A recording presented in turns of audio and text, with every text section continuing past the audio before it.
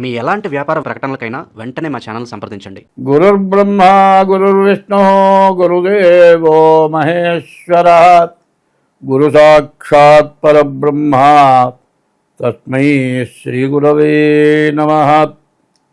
ఆదిత్యోర్కోరవిర్భానుర్భాస్కరశ్చ దివాకరః మార్తాండః సవితా హేళి తీక్ష్ణాం శర్మిహిరో రవిః. యఃకర్తా జగతాం భర్తా సంహర్తా మహసాం నిధిః ప్రణమామి తమాదిత్యం బహిరంతస్తమోపహం. 2025వ సంవత్సరం నవంబర్ నెల 5వ రాశి సింహరాశి. ఈ సింహరాశి పరిస్థితి కూడా పూర్తిగా బాగలేదు. సింహస్యాధిపతి సూర్య. ఈ సింహరాశికి శని అష్టమంలో ఉన్నాడు. ఒక ప్రత్యేకమైన విషయం చెప్పదలుచుకున్నా. ఇప్పుడు సింహరాశి కానీ కర్కాటక రాశి కానీ, సింహరాశికి ఏమో రవి సూర్యుడు అధిపతి, కర్కాటక రాశికి చంద్రుడు అధిపతి. మరి సూర్య చంద్రుడు లేకుండా మనం ఏమన్నా బతకగలవా? అటు సూర్యుడు కనపడకుండా పగలు, రాత్రి చంద్రుడు కనపడకుండా ఉంటే, ఒక్కరోజు సూర్య చంద్రుడు కనపడకపోతే మన గతి ఏమిటి? అటువంటి సూర్య చంద్రులు ఇద్దరికి కూడా పూర్తిగా కష్టం వచ్చింది.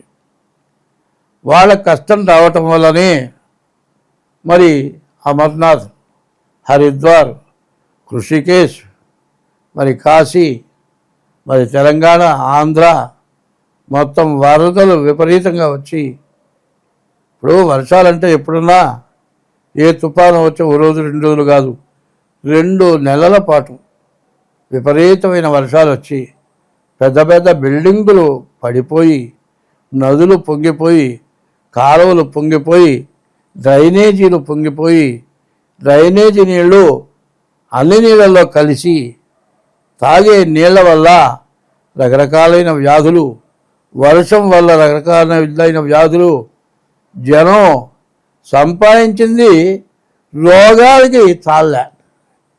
తిండి సంగతి తర్వాత ఒకళ్ళకి తప్పితే ఒకళ్ళకి చికెన్ గున్యా అంటారు. ఆ చికెన్ గున్యా వస్తే కీళ్ళు పట్టేస్తే 6 నెలల వరకు లేచి నడవలేరు.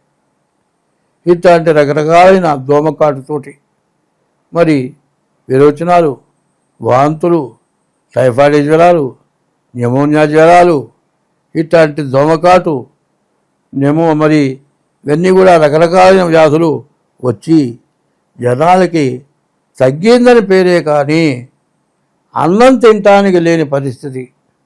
అన్నం తింటే వాంతి వస్తుంది, ఏమీ తినబుద్ధి పుట్టదు. మనుషులు క్షీణించబోయి టీబీ పేషెంట్ లాగా కూడా తయారైన వాళ్ళు ఉన్నారు. ఈ పరిస్థితి అంతా ఎందుకు వచ్చింది? సూర్య చంద్రుడికి బాధ వచ్చిందంటే ఏమిటి? మనం ఏం చేస్తున్నాం? సూర్య చంద్రుడు ఇద్దరు మనకు తల్లి తండ్రులు. మనం ఏం చేస్తున్నాం? తల్లిదండ్రులకు అన్నం పెట్టడం మానేశాం, పిల్లల్ని సక్రమంగా చూడటం అంతకంటే మానేశాం. పిల్లంగా ఇంకో ఆమె తిరుగుతోంది, ఆమెతో తిరుగుతున్నాం, ఇల్లు పట్టించుకోవట్లేదు, ఏదో అంత బారేస్తాం ఇంట్లో. ఆ పిల్లలు అమ్మ నాయనకి అన్నం పెట్టదు, నువ్వు ఎక్కడో ఉంటావు. ఇట్లాంటి పరిస్థితి ఎక్కువగా కనపడుతుంది. అదేమిటా అంటే దానికి ఏం సమాధానం లేదు, ఏమీ లేదు, అంతా బాగుందండి. పగలల్లా ఉద్యోగం చేస్తారు, రాత్రిపూట బార్లు చాట్లల్లా. మరి బార్లు రైల్వే స్టేషన్లోనైనా టికెట్ క్యూ కంటే బార్లకి క్యూ ఎక్కువ అయిపోయింది. రావటం, శుభ్రంగా తాగటం. మంచివాడైతే ఇంట్లో పడుకుంటాడు, తెల్లారి 9:30 10 గంటల దాకా లేవడు. వచ్చేదేమో పొద్దుపోయి, లేచేదేమో 9 గంటలకి. పిల్లల మొహం చూసేది లేదు, పిల్లల్ని పట్టించుకుంటే లేదు, ఇంట్లో ఏముందో చూసేది లేదు. ఇక హడావుడి, నువ్వు చేసే వృత్తికి పరిగెత్తడం. నిత్యావసర వస్తువులో నిత్యం అవసరమైనటువంటి వస్తువుల్లో మొట్టమొదటిది బ్రాంది. ఇదివరకల్లా ఏంటంటే పొద్దున్నే లేచి దేవుడికి పూజ చేసి దేవుడి తీర్థం తీసుకుంటున్నారు. ఒకప్పుడు అల్లు రామలింగయ్య లోపల గంట కొడుతున్నాడు, దేవుడు పూజ చేస్తున్నాడు అంటే ఏమిటా అంటే మరి అష్టోత్తరమా సహస్రమా అన్నాడు. అష్టోత్తరం అంటే చిన్న బాటలట, సహస్రం అంటే పెద్ద బాటలట. అక్కడి నుంచే బయలుదేరింది. మరి ఎవరి వృత్తిలోనైనా సరే, ఏ పని చేసేవాళ్ళైనా సరే రెండే మానుకోవాలి. 3 ఉన్నాయి: వ్యభిచారం, జూదం, తాగుడు. ఈ 3 మనల్ని నాశనం చేస్తున్నాయి, మన కుటుంబాలని సర్వనాశనం చేస్తున్నాయి. ఈ వ్యభిచార గృహాలు 5 సంవత్సరాల పిల్లలకి ఇంజక్షన్లు ఇచ్చి వాళ్ళ చేత వ్యభిచారం చేయిస్తున్నారు. మరి అట్లాంటి పనుల వల్ల మరి రకరకాలైన వ్యాధులు, మరి వ్యాధులతో జనం చచ్చిపోతున్నారు. మరి ఎయిడ్స్ అనే వ్యాధి ఉంది, దానికి పాము మందితో ఏడ్చిపోతుంది. మరి ఇట్లాంటి వ్యాధులు, విపరీతమైన వ్యాధులు. మనిషి పక్కన మనిషి తిరిగితే వాళ్ళ శ్వాస దిగిలితే వ్యాధులు వస్తున్నాయి. ఇట్లాంటి పరిస్థితుల్లో ఎట్లా బతకాలో అర్థం కావట్లేదు. ప్రతి పంట, ప్రతి మొక్క, ప్రతి ఆకుకూర కూడా మందులు వేస్తేనే పంట వస్తుంది. దీనివల్ల మనుషులు ఎంత పాడైపోతున్నారు, ఎవరికి వాళ్ళు గ్రహించుకోవాల్సిన అవసరం ఉంది. మరి ఓ చోట భాగవతంలో పద్యం చెప్పారు, మనకంటే చిన్నవాడిని చూసి బాగున్నామని సంతోషపడి మనకంటే తక్కువ వాడికి మనం సహాయం చేస్తే మనం బాగుంటాం.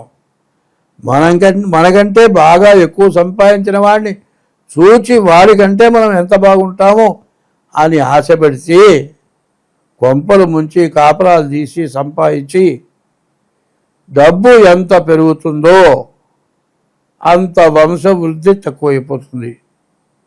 బాగా సంపాదనే బయలుదేరి ఈ డబ్బులు ఎక్కడ పెట్టాలో తెలియక ఎవరైనా మోసం చేస్తారేమో అన్న భయం ఎక్కువయి నిద్ర లేక తాగి తందనాలు దొక్కి మరి 30-40 ఏళ్ళకే చచ్చిపోతున్నారు. దురాశ వల్ల నీకు వచ్చే ప్రయోజనం లేదు. మంచి బుద్ధి, మంచిగా బతుకుతూ చదువు తింటూ వాళ్ళు పెడుతూ ఉంటే వాళ్ళు పూర్తిగా బతుకుతారు. మానవుడికి 120 సంవత్సరాల ఆయుష్ ఇచ్చాడు. ఇంత ఆయుష్ ఉండి కూడా 60 సంవత్సరాల దాకా కూడా బతకటం లేదు. ఈ దురాశ, చెడు అలవాట్లు, వీటి వల్ల మనం భ్రష్టు పట్టిపోతున్నాం. సింహరాశి పూర్తిగా బాగాలేదు, ఏ గ్రహం కూడా పూర్తిగా బాగాలేదు. శని 8ంట, మరి కుజుడు 12ంట, గురువు 12ంట, కుజుడు 4ంట. అనవసరమైన ఖర్చులు, చెప్పడానికి వీలుగానటువంటి బాధలు. మరి మనిషి ఎట్లా బతకాలో అర్థం కాని పరిస్థితి, చివరికి ప్రాణాపాయ పరిస్థితి తెచ్చుకునే లక్షణాలు ఉన్నాయి. కుటుంబ కలహాలు, ఒకరితో ఒకరికి పడదు. ఇవన్నీ పోవాలంటే మీ జాతకం ఇచ్చా మీ జాతకం చూపించుకోవటం. ఓ చోట రాశారు, భాగవతం అనేది ఒకటి ఉంది. వ్యాసుడు రాసిన భాగవతంలో పోతన గారు రాశాడు, గజేంద్ర మోక్షం అని ఉంది. అది నిత్యం పారాయణ చేస్తే ఇట్లాంటి విపరీతమైన బాధలని పోయి అందరం బాగుంటామని చెప్పుంది. కాబట్టి ఈ సింహరాశి వాడు కూడా చాలా జాగ్రత్తగా ఉండాలి, జాగ్రత్తగా బ్రతకాలి. స్వస్తి.